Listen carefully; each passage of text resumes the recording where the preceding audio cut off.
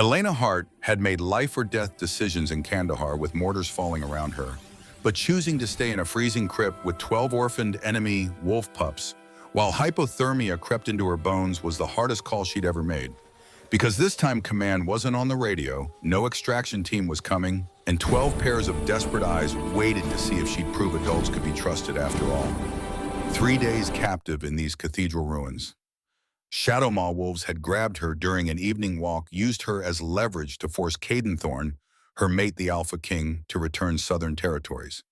They'd left her with zip ties and a water bottle, then disappeared.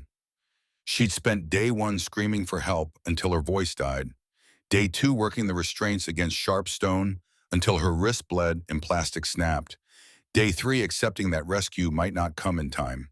She'd been testing escape routes when she heard it, a child's cry from deeper in the ruins. Every tactical instinct screamed to run, but Elena's feet moved before her mind could override them. Found the crypt entrance, squeezed through collapsed stairwell, descended into darkness.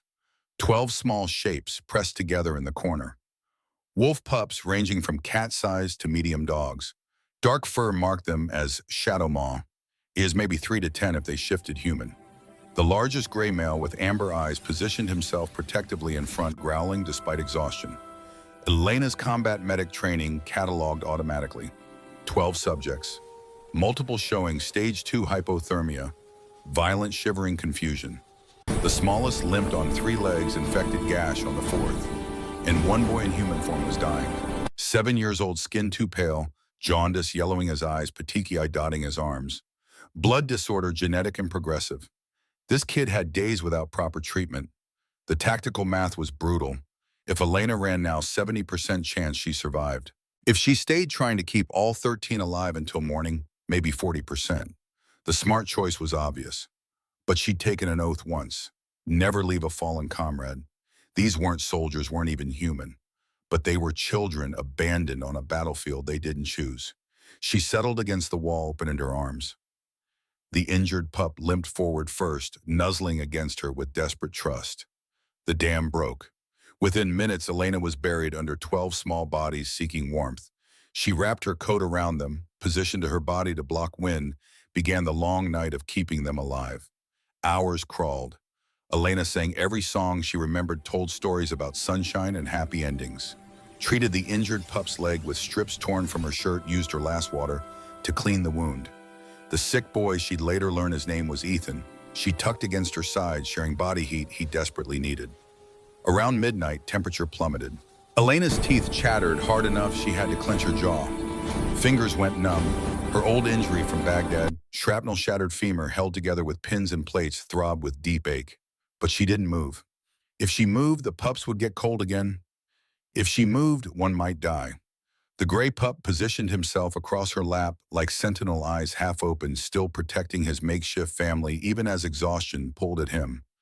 Strange warmth spread through Elena's chest where the pups pressed close. Not just body heat, something else. Something that pulsed in rhythm with 12 small heartbeats. She filed it away as hypothermia-induced hallucination. Around 2 in the morning, howls split the night. Wrong pitch, wrong cadence. Not Silverstone wolves.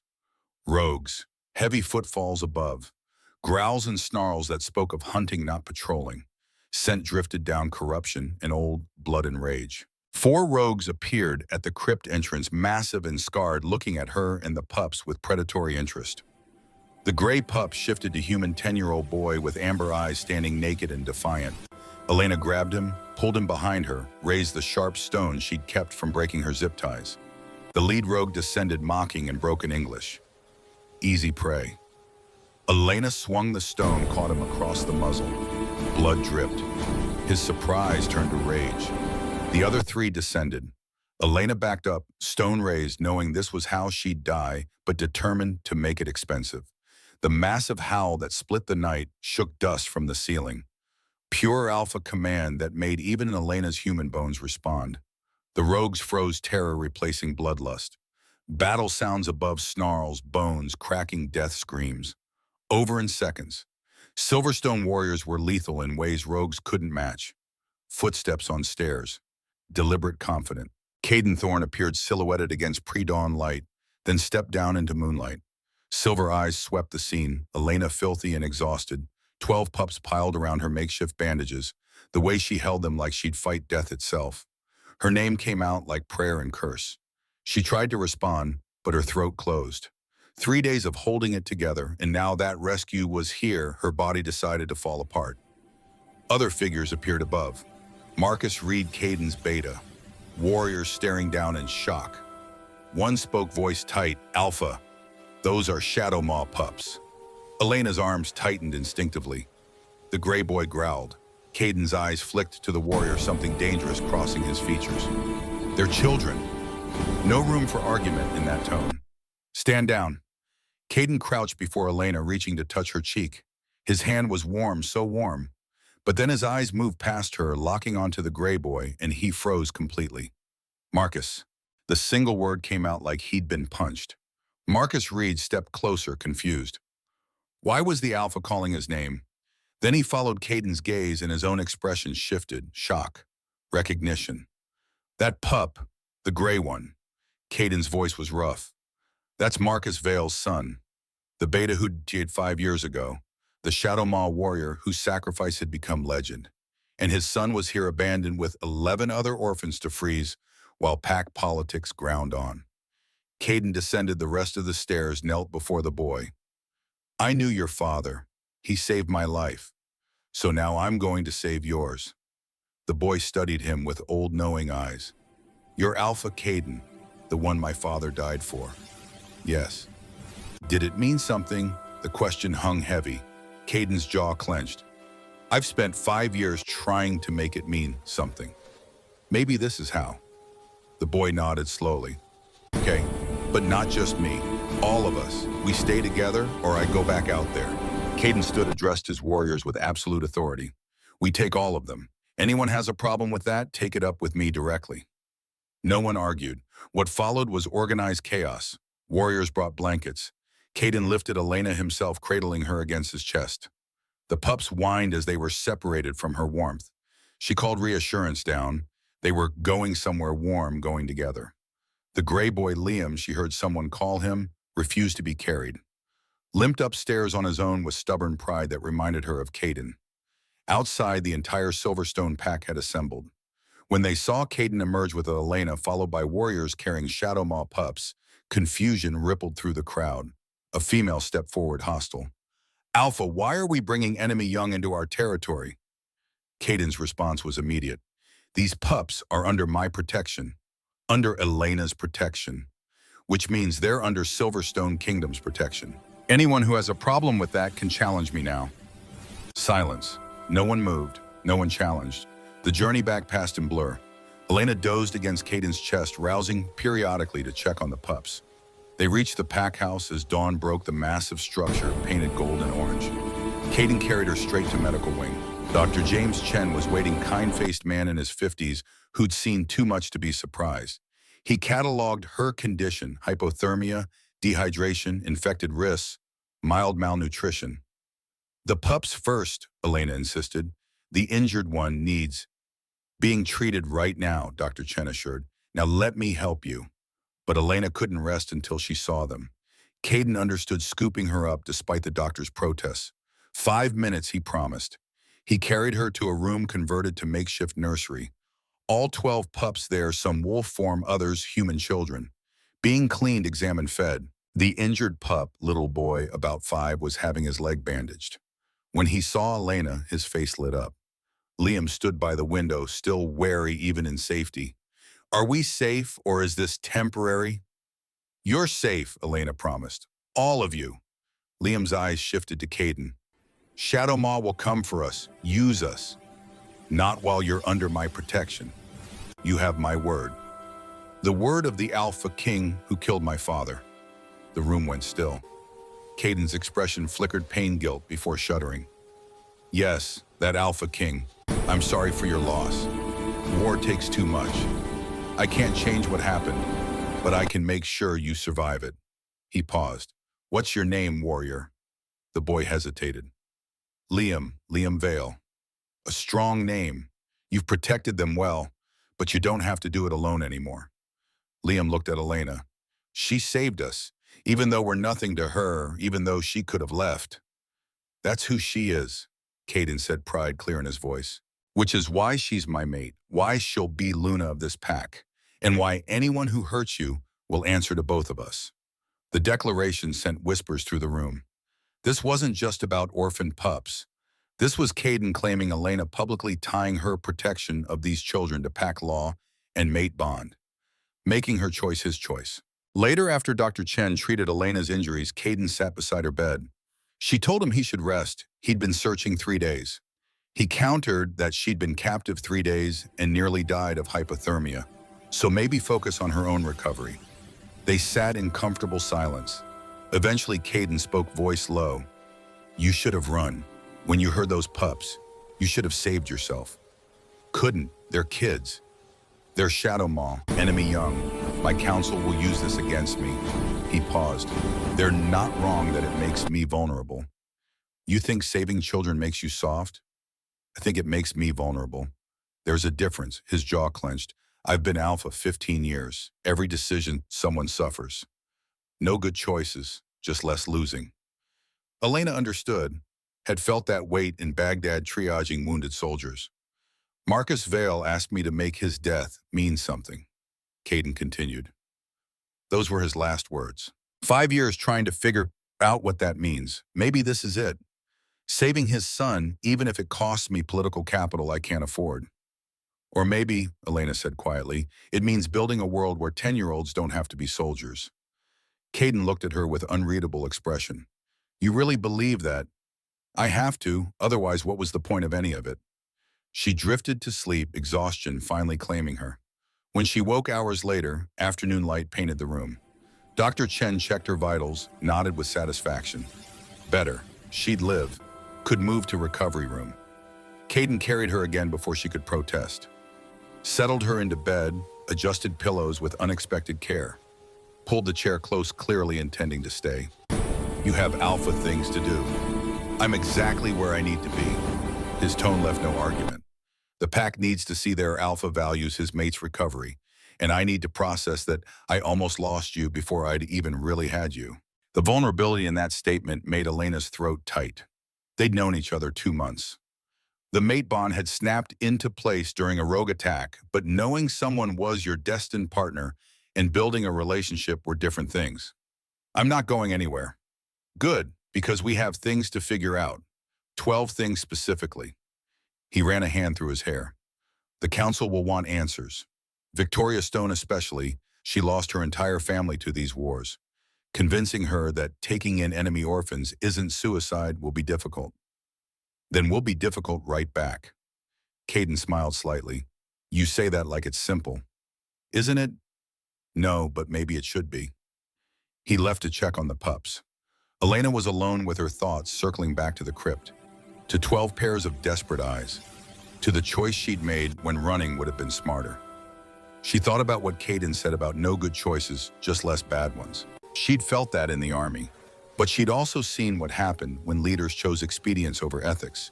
She'd held those results in her arms. Maybe real leadership wasn't making costless choices. Maybe it was being willing to pay the price when the cause was right. Elena drifted into real sleep. When she woke, twilight painted the room purple and gold. A soft knock interrupted her meal. Caden entered with someone small, Liam wearing oversized clothes gripping Caden's shirt like anchor. He wanted to check on you, Caden said gently. Elena smiled. Hey, warrior, I'm okay. Promise. Liam studied her. You didn't leave us. No, I didn't. Why? The weight behind that simple question was enormous. Elena thought about how to answer, finally settled on truth. Because I took an oath once to never leave people behind who needed help, and you needed help. She paused. And because I lost people once, important people, couldn't save them, but I could save you, so I did. Liam processed this, then quietly, thank you. You don't have to thank me for staying. That's just what family does. We're not family, not by blood, but maybe family is about who shows up when things are hard. The boy nodded slowly. They stood there, the three of them, and Elena felt something new forming. Not traditional family, not simple, but real. Liam returned to the nursery with promises to visit tomorrow. Caden stayed settling into his chair. Elena wanted to ask about pack reaction, about politics hovering like storm clouds. But exhaustion pulled at her, and tomorrow's problems could wait. She woke once in deep night. Caden was dozing, head at angle that would give him stiff neck. She watched him, this alpha king who turned his pack upside down because she'd asked him to save some children. He must have felt her watching because his eyes opened, silver in darkness. Thinking, she said, dangerous habit. About what happens next. Garrett Blackwood isn't going to let us keep 12 of his pack's children. No, Caden agreed quietly, which means we need a plan that's not just it's the right thing to do. What if that's the only plan we have? Then we'll sell it hard enough that it becomes enough. He stood stretched. But Elena, when Garrett comes, when the council challenges this, when pack members question my judgment, it won't be pretty. Are you ready for being at the center of pack politics you never asked for? Elena thought about Baghdad, about being 23 and deciding who lived and died, about leaving that life behind for peace, only to find werewolves and mate bonds and 12 pups who needed someone to fight for them. No, she said honestly, I'm not ready, but I'll do it anyway. Caden's expression softened. I'm starting to notice that about you. The last thought before sleep claimed her was simple. Some choices weren't about being ready. They were about being willing. The real work was just beginning. But 12 children slept warm and safe down the hall. That was enough. Had to be enough. Elena woke to chaos. Dawn light barely filtered through when Marcus Reed burst in expression, grim. Caden was on his feet instantly, alpha instincts responding. Liam's gone. 3 words that made Elena's stomach drop. Marcus held out paper with childish handwriting. Gone to save Ethan. Tell Alpha Caden no debt is owed. My father chose to save him. I choose to save my brother. That's what Veil men do. Liam below coordinates, Shadowmaw territory. 10 years old, Elena said hollowly. He's negotiating hostage exchanges. Caden's jaw clenched. He sounds exactly like Marcus. Twist number 3, Liam's gambit. Marcus explained Liam had stolen a radio, contacted Garrett Blackwood, directly offered himself and siblings in exchange for treating Ethan's blood disorder. Garrett had agreed to meet. This could be trap, Marcus warned. Garrett lures us into his territory, we're vulnerable. Then we don't go as invaders, Elena said, already pulling her IV. We go as diplomats, small team, clear intentions. 20 minutes later, they were driving towards Shadowmaw territory. Elena sat passenger seat, watching pine trees blur past mind, spinning through scenarios. Her combat medic training included negotiation tactics dealing with tribal leaders in Afghanistan. This wasn't so different, just werewolves instead of warlords. Marcus Reed spoke from back seat. Tell me about Marcus Vale. What really happened? Caden and Marcus exchanged glances, permission granted silently. The Beta's voice took on weight of sacred history. Marcus Vale was Shadowmaw's best tactical mind, young, brilliant, on track to become Beta. There was border skirmish rogues attacking both patrols. We fought together. He paused. Something happened in those 3 hours. Recognition that they were more alike than different. What happened? Elena asked. Explosion.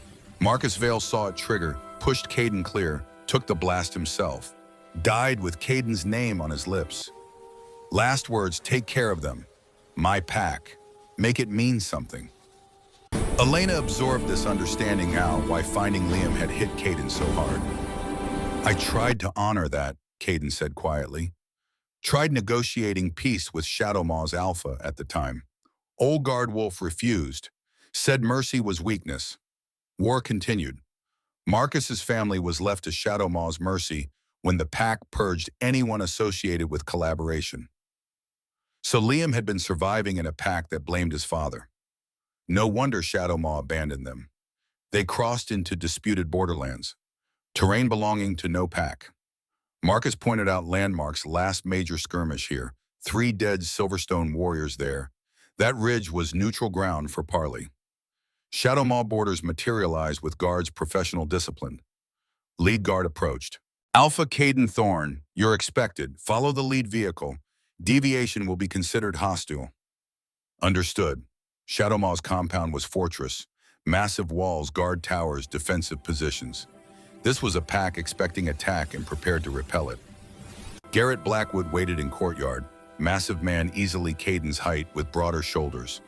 Amber eyes like Liam's swept over them with clinical assessment. Alpha Caden, Luna Elena, welcome to Shadow Mall. The boy is safe. Let's talk. He led them to medical facility that rivaled human hospitals. Clean, modern, equipped with technology that shouldn't exist in werewolf compounds. Dr. Rivera worked at Central Station. And there was Ethan. The dying boy from the crypt, now hooked to dialysis machine 4, running specialized fluids monitors beeping. Dr. Rivera looked up, nodded at Elena with professional respect. Combat medic training, yes. Impressive keeping him stable, 8 hours with body heat alone. She gestured to charts. Hemolytic uremic syndrome advanced.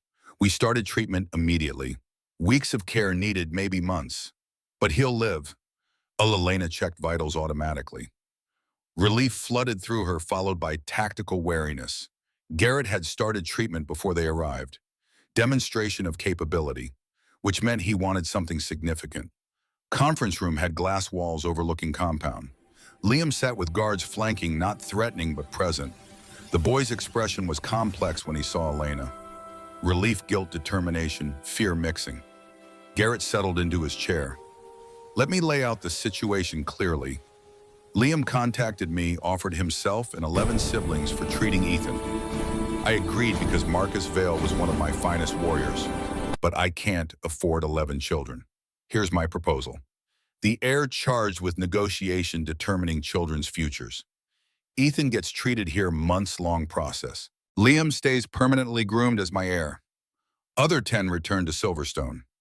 Elena felt Marcus tense. Caden's expression remained neutral, but she felt fury through mate bond. You're asking us to split them up, Caden said coldly. I'm asking you to make the smart choice. Saves Ethan, gives Liam his birthright. You keep majority. Everyone wins partially instead of losing completely.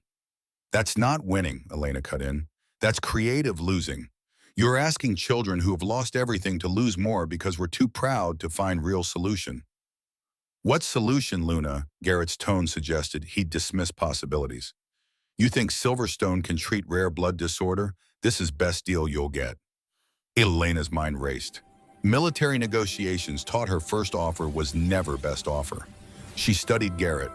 This facility represented massive investment, resources Shadowmaw had that Silverstone lacked. But static facilities required maintenance expertise, ongoing investment. Silverstone's strengths, trauma surgery, combat medicine. Different skill set than specialized long-term care, but equally valuable. What if we're thinking about this wrong? Elena leaned forward. This isn't about 12 pups, it's about precedent. She looked between them. You're treating children's lives as bargaining chips because you're locked into zero-sum thinking. What if there's structure where both packs benefit? Garrett's expression was skeptical, but listening. Inter-pack medical cooperation treaty.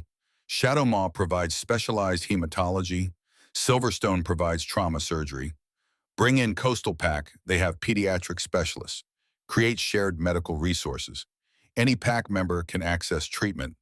Payment through resource exchange. Silence. You're proposing formal alliance based on healthcare. Garrett's tone was flat. That sets precedent of inter-pack dependence. It makes you look evolved, Elena countered. Human militaries cooperate on humanitarian missions while enemies in combat. It's called civilization. She paused. Last year, how many wolves did Shadowmaw lose to treatable conditions? Garrett's jaw clenched. Enough. And Silverstone lost Beta Marcus Reed's mate to blood disease. Shadowmaw could have treated in weeks. Marcus nodded confirmation. So we're both losing people needlessly because pride matters more than lives. That's not strength, that's expensive stubbornness. Rivera spoke from doorway. She's right, I've watched 3 pups die from trauma injuries Silverstone surgeons could have fixed in under an hour. Medical cooperation isn't weakness, Alpha.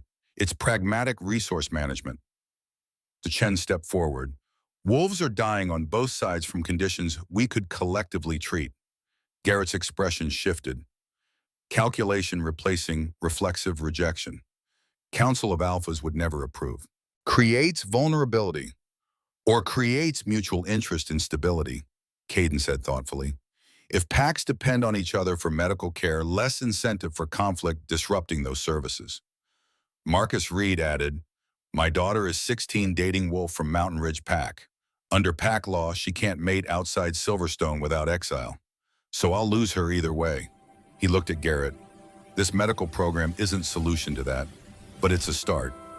Elena watched Garrett process running calculations. This alpha had survived challenges through strength and intelligence. He was pragmatist first.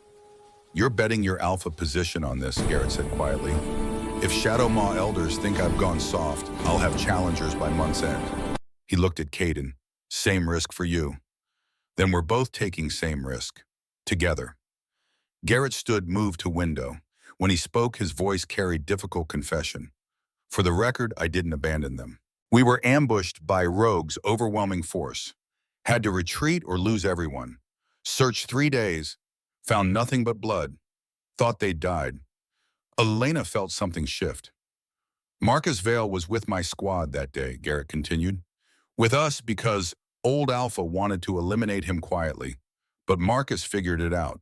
Still fought beside us. Still saved 3 Shadow Maw warriors." He turned to face them. "You weren't only one who owed Marcus Vale debt, Caden." Caden's expression cracked. "Marcus didn't die saving you by accident." Garrett's voice was steady. "I was on ridge above, saw everything. Marcus spotted sniper lining up, shot at you. Had half-second to decide. He jumped into blast zone deliberately." Caden looked gutted. "But the explosion, the rogues?" "There were no rogues at that parley. That explosion was planted by my alpha. Old bastard wanted you dead, hired mercenaries. Marcus figured it out. Saved you anyway." He paused. "Why do you think I challenged for alpha position 2 months later?" "Because I couldn't serve Wolf who'd assassinate during truce." The conference room charged with understanding. Elena watched pieces reorganize in Caden's head. 5 years of guilt about tragic accident now revealed as intentional sacrifice. And Garrett had avenged Marcus. "What did Marcus Vale die for then?" Marcus Reed's voice was quiet. "If you both agreed his killer was wrong, why are you still fighting?" Heavy, damning silence. Twist number 5, Liam's vision. Liam dropped from ceiling vent landing with practiced agility. His voice shook with fury. "So my father died for nothing." "Liam," Caden started, "you owe me truth." The boy's voice cracked. "Does anyone actually care about what he wanted? Or just about using his death to justify your guilt?" He drew himself up. "I'm 10 years old and I can see what you can't. You're so busy being alphas you forgot to be wolves. My father didn't die for Silverstone or Shadow Maw. He died because he saw a wolf who needed saving and saved him. That's all. When did you forget that's what pack means?" The words hung like accusation and plea. Elena saw both alphas flinch. Garrett crouched to Liam's level. "Your father would be proud. You've got his fire, his tactical mind. Which is why I need you to stay, learn to lead Shadow Maw. It's your birthright." "I don't want it." "You're 10. You don't know." "I know my brothers and sisters need months of treatment. I know if I go with Alpha Caden, you'll hold that over his head forever.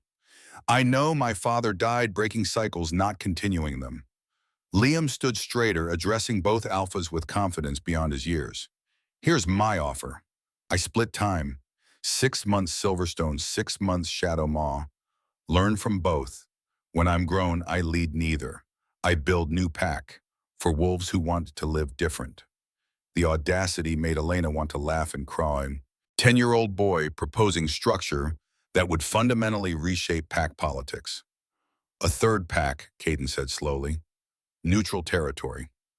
Liam looked at Elena. "That's what you were in Army, right? Built coalitions between different groups, among other things. I'll be that. Wolf who belongs to no pack serves all packs. Bridge, not border." He turned to alphas. "Run the medical program, mediate disputes, build infrastructure, benefiting everyone." "It's ambitious," Garrett said thoughtfully. "Ambitious enough it might work. But you'd need territory resources." "Then provide it. Medical exchange as pilot. I train with both of you. In 10 years, if this still makes sense, you donate territory for neutral pack. Equal contribution." "And if you change your mind at 18, Caden asked, "then I pick pack and serve traditionally. But I won't change my mind. My father died trying to show wolves could be better. I'm going to prove he was right. Caden and Garrett exchanged glances, years of enmity. Marcus Vale's ghost between them and a 10-year-old offering a way forward neither had imagined. Garrett spoke first. I'll support it. Medical exchange as pilot. Liam trains with both packs. In 10 years, Shadow Maw donates territory. His amber eyes were serious. But you train boy, leadership tactics, diplomacy. This is an idealism club. Caden nodded. Silverstone will match. Land resources, medical access. He looked at Liam. You understand what you're proposing. You'll belong to neither pack fully. Always be outsider. That's lonely. My father taught me ideals without discipline are just wishes. I'll do the work. But I'm doing it my way.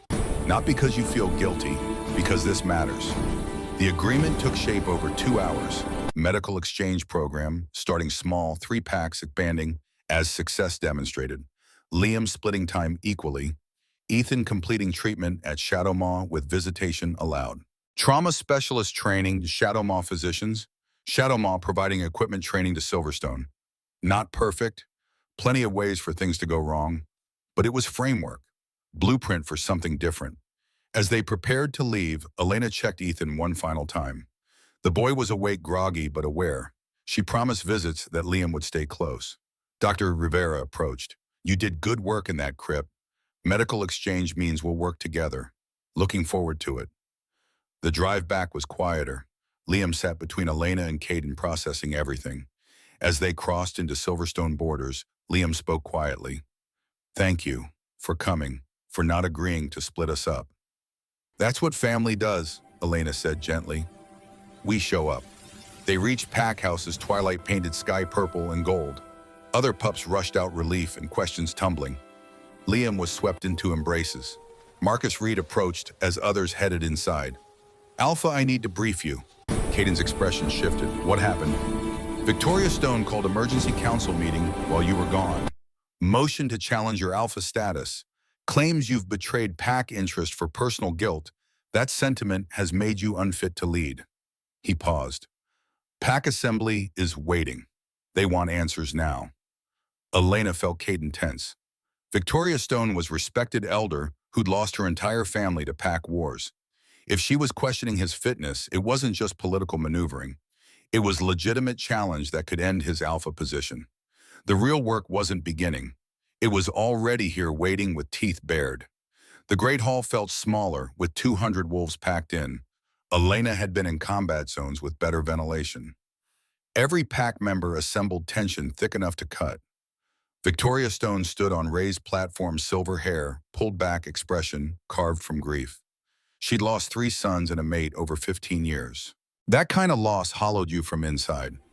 Caden entered with Elena at his side, Liam following. The boy understood instinctively that his presence mattered. Pack members parted, creating path to platform. Victoria's voice carried to every corner. Alpha Caden Thorne. 3 days ago, you brought 12 Shadow Maw orphans into our territory without council approval. Today you returned having made treaty commitments, binding this pack into cooperation with wolves who've killed our family. You've allowed personal guilt over Marcus Vale to override strategic judgment. I call formal challenge to your Alpha position on grounds that sentiment has made you unfit to lead. The accusation hung heavy. This wasn't surprise or confusion. This was calculated challenge from respected elder with legitimate grievances. Caden's response was steady. I accept Victoria's challenge, but not through combat, through testimony. Let Pack hear everything, then decide. If you vote me out, I go peacefully, because that's what leadership means, accepting consequences. Victoria's eyes narrowed, surprised he wasn't fighting the challenge itself. Interesting tactical choice. Then I'll speak first. Victoria's voice was controlled, but grief underneath. 15 years ago, I lost my mate. Border skirmish over territory Caden wanted to negotiate about. I told him, show strength, not mercy. He didn't listen. Mate died in the raid that followed. Her hands were steady, but knuckles white. Lost my eldest son 8 years later. Same border, same negotiations that never worked. Lost youngest 3 years ago. All died defending territory, while our Alpha pursued diplomatic solutions. The pain was physical. Elena understood why Victoria had been hostile. This wasn't political disagreement. This was mother who'd watched her entire family die because leaders chose compassion over strength. My entire family died because alphas chose compassion over strength. Victoria's voice cracked. I will not let that happen to anyone else's children. Caden's mercy will get us killed. These Shadow Maw orphans are liability. Every resource spent on them is resource not defending borders, not protecting our own. He's making decisions based on guilt, not logic. That's not leadership. Murmurs rippled through assembled pack, many nodding. Victoria's pain resonated. It was their pain too. Caden waited until silence fell. Victoria, I'm sorry for your loss, all of them. Your family were good wolves. But answer me this, would they want you to become what you've become? What I've become? So hardened you can't see any path except through more death. So afraid of loss you're willing to cause it preemptively. Caden's voice was quiet but carried. You've let grief turn you into exactly what killed your family, someone who sees only enemies, only threats, only next battle. How dare you? Caden raised the medical treaty. This doesn't just save 12 pups.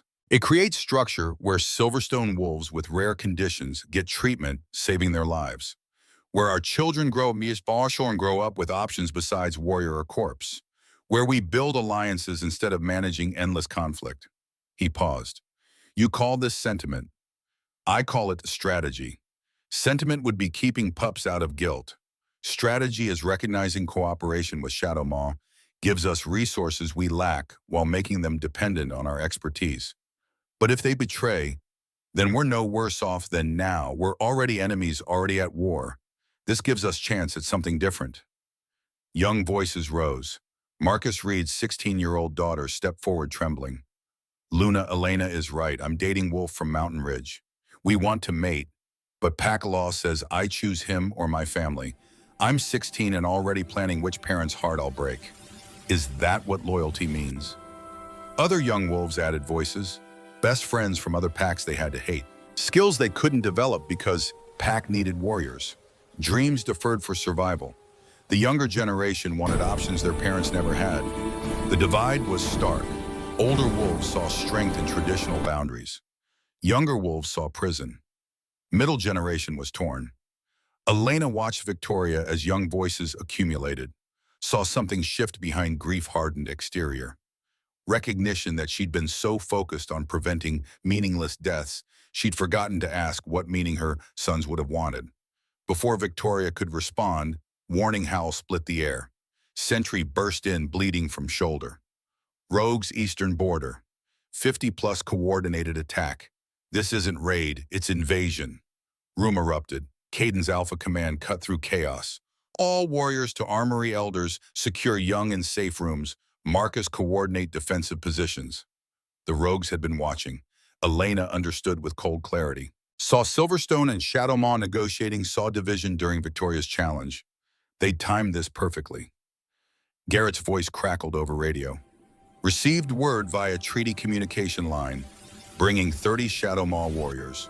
Medical treaty includes mutual defense, yeah. First priority clause you insisted on. I'm pragmatic, not stupid. You fall rogues are on my border next, 20 minutes out. Victoria stepped forward, decision crystallizing. Challenge is suspended until threat neutralized. Her voice was iron.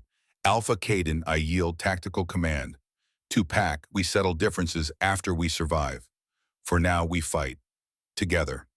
The attack's brilliance became clear as scouts reported. 100 rogues hitting eastern border in 3 waves. First wave engaged perimeter patrols.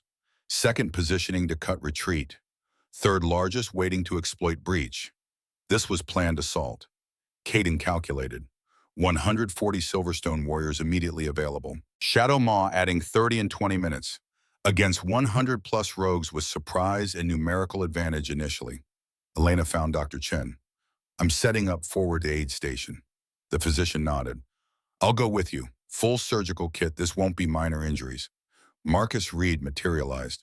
Alpha says I guard you. They positioned 300 yards behind defensive line. Close enough wounded could reach quickly, far enough to avoid direct combat. Elena set up with deployment-born efficiency, supplies organized by urgency. Durchen worked beside her, professional synchronization immediate. Battle started with sound of wolves colliding. Brutal, chaotic audio assault. Bones breaking flesh, tearing. Elena had heard it before in different contexts. Wolf combat had its own acoustics, but fundamental horror was universal. First wounded arrived within 3 minutes. Deep chest slashes bleeding profusely. Elena's hands moved automatically, pressure assessment prioritization. Dr. Chen handled arterial bleed on second warrior. More wounded arrived in steady stream. Elena fell into rhythm learned in field hospitals. Assess, treat, move to next. Don't think about screaming fear in young eyes ones who wouldn't make it. Focus on who you can save. Battle's tide shifted when Shadow Maw arrived. Garrett leading his massive frame, cutting through rogue lines with calculated brutality. Reinforcements hit from north, creating pincer movement, disrupting coordinated assault. Then Elena saw the rogue Alpha, massive battle-scarred, moving through Silverstone warriors like obstacles. This was the leader, and he'd identified same tactical reality break, the Alpha break the pack. Caden faced him in clearing that became impromptu arena. Winners' forces would get morale boost, losers would break. The fight was everything Elena expected, and worse.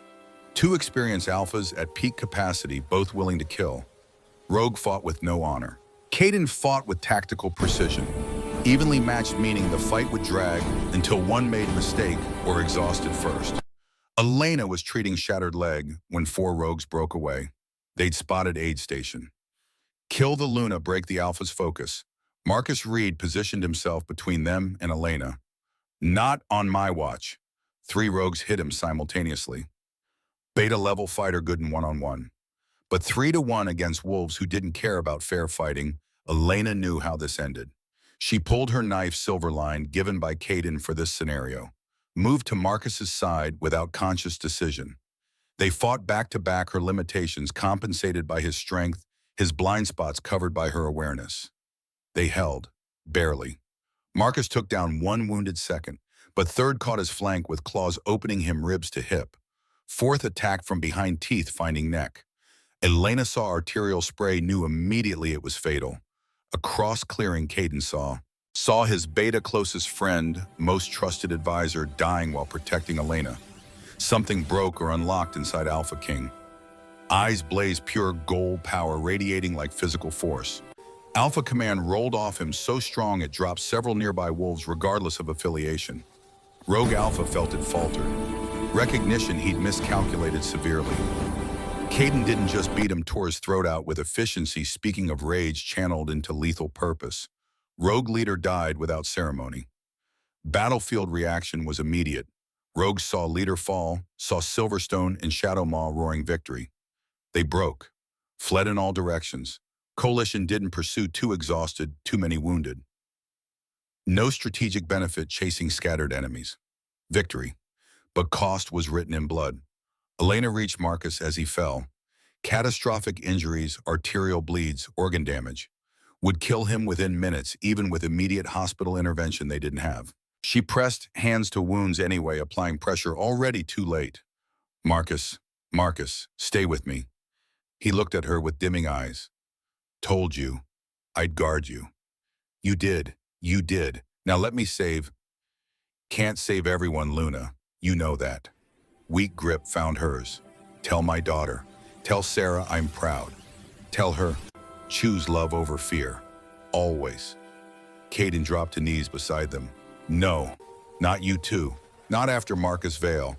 I can't lose another. I'm sorry, he saved me. He always did.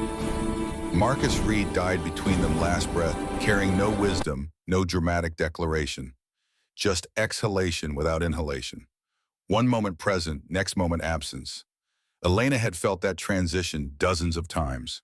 Never got easier. Aftermath was organized chaos.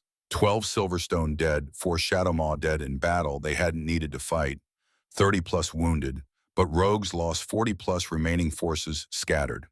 Victoria came to battlefield, saw bodies, saw Marcus Reed. Faced Caden with expression mixing grief and understanding and apology.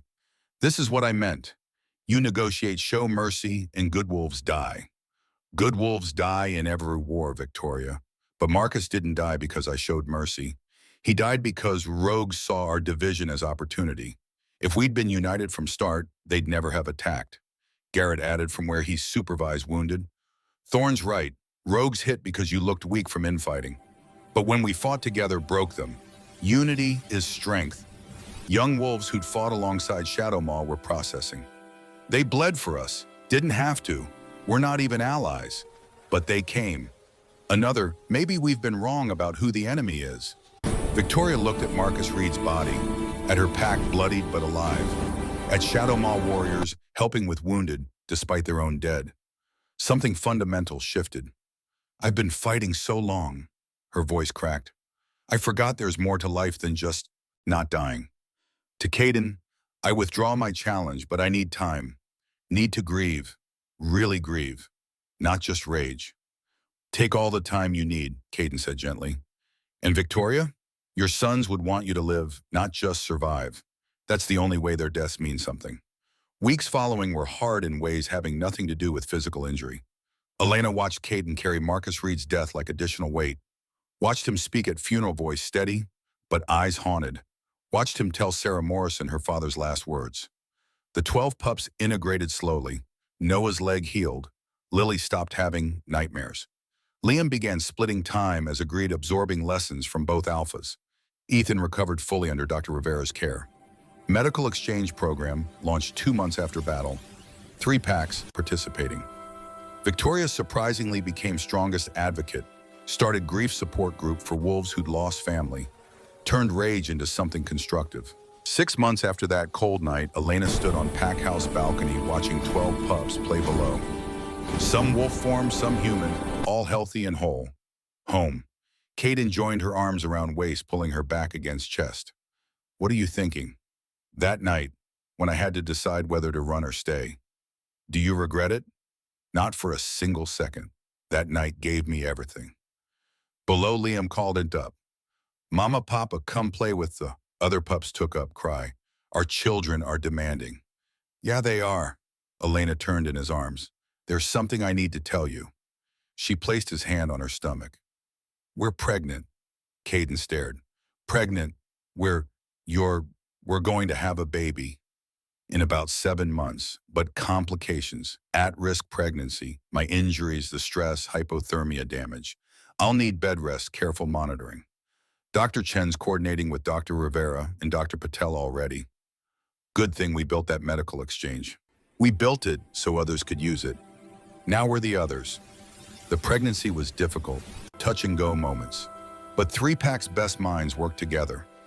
When Elena went into labor 2 weeks early, complications arose. Dr. Chen, Dr. Rivera, and Dr. Patel, working in concert, saved her life and the baby's. Baby girl with silver eyes like Caden, but human like Elena. Wouldn't shift until puberty, if at all. They named her Hope Marcella Thornapple Marcella for both Marcus's hope for future they were building.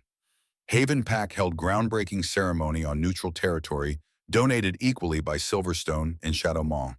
Liam at 13 stood beside Caden and Garrett, already showing leadership qualities, defining his future. 20 wolves from various packs joined, including Sarah Morrison and her mate, including 6 of original 12 pups, now teenagers, ready to build something different. Victoria Stone joined Haven Pack too. I need to be around wolves building something, not fighting. Help make sure no more mothers lose sons. Elena spoke at ceremony with Hope toddling beside her, held by Lily, now 10, and Mother Henning the toddler. 2 years ago, I found 12 pups in freezing ruins, made choice to stay when leaving was safer. That choice cost us Marcus Reed, cost us warriors' blood, peace of mind. But it bought us this. She gestured to assembled crowds, Silverstone, Shadow Maw, Coastal Mountain Ridge together, not fighting building. Change isn't free. It costs sacrifice, compromise, grief. Marcus Vale died for it. Marcus Reed died for it. But you know what would be more expensive? Not changing. Staying stuck in violence is cycles. That costs everything just slowly. We chose to pay price up front. We're still paying it every day. But at least now our children have options. Liam's first act as Haven Alpha was simple but profound. Haven Pack has one mission: make war obsolete. Through medicine, education, mediation, infrastructure. We're not peacekeepers who stop fights. We're peace builders who make fighting unnecessary. That night, Elena and Caden stood on their balcony, Hope asleep inside 12 teenagers in their rooms. Elena felt Caden's tension through bond. You ever wonder what would have happened if I'd run that night, every day? I think about Marcus Reed more than I should, Caden said quietly. Wonder if their deaths were worth what we built. Wrong question. It's not were their deaths worth it, it's are we making their deaths mean something? And we are, every day. But it cost us. Sometimes I wonder if wisdom is just another word for scar tissue. In the army, we'd say freedom isn't free. Sounds like bumper sticker bullshit. But it's true. Peace isn't free either. Someone always pays. Elena's voice was steady. We just decided to pay it ourselves instead of making our kids pay. That's what being adult means. Hope appeared on balcony, having escaped crib with toddler determination. Mama, Papa, look. She held up small hands. They were glowing, soft silver light that shouldn't exist. Hope shouldn't have any power until puberty. Elena's breath caught. Caden's eyes widened. Hope giggled light, getting brighter and touched wilting plant. The plant bloomed. Fix, Hope declared. She's a healer, Elena whispered. Rarest gift. But as Hope's power flared, Elena felt something else. Warmth spreading through her chest. Same warmth from that night in crypt when 12 heartbeats synced with hers. Understanding crashed over her. Caden, that night, the pups, something changed in me. She looked at her hands. In dim light, she could see faint tracery of light beneath skin. Not human, not wolf, something new. Dr. Chen's blood work, she said slowly. He mentioned irregularities, cell structures he hadn't seen. I thought it was just stress, but Caden's silver eyes were wide. You're transforming. Not into wolf, into something else. Prolonged exposure to 12 wolf pups during critical hypothermia combined with mate bond forming had changed my DNA. She put hand to stomach. And I'm pregnant again. Twins. The implications hung between them. Hope wasn't an anomaly. She was first of something new. And the twins Elena carried would be next step in evolution, neither human nor wolf, but hybrid species with capabilities unknown. The prophecy, Caden breathed, child of two worlds healing what was broken. Not just hope, Elena said. All of them, every child born from this, will be bridged between species. They stood there covered in stars holding glowing child who shouldn't exist pregnant with twins representing impossible future. The cost had been real, Marcus Reed innocence, comfortable moral certainty, but the legacy was being written in children playing safely below, in packs, learning cooperation and futures rewritten through will and sacrifice. Marcus Vale had asked Caden to make his death mean something. Marcus Reed had died doing the same, and every day they honored that request.